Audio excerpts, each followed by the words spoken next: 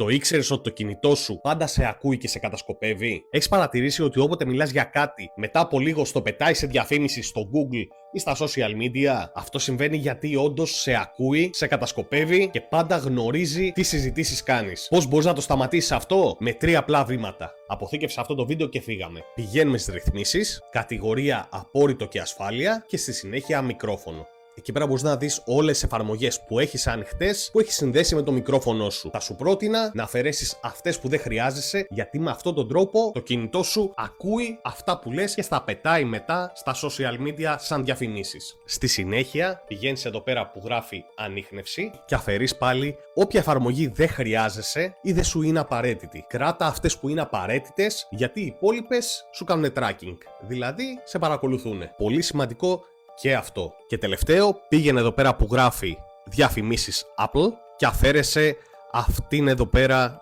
τη ρύθμιση. Εξατομικευμένες διαφημίσεις τις αφαιρούμε, είναι ένας ακόμα τρόπος για να σε παρακολουθούν. Με αυτόν τον τρόπο το βγάζεις για να έχεις το κεφάλι σου ήσυχο. Αν σε βοήθησε αυτό το βίντεο, πάτα like, ακολούθησέ με σε Instagram και TikTok.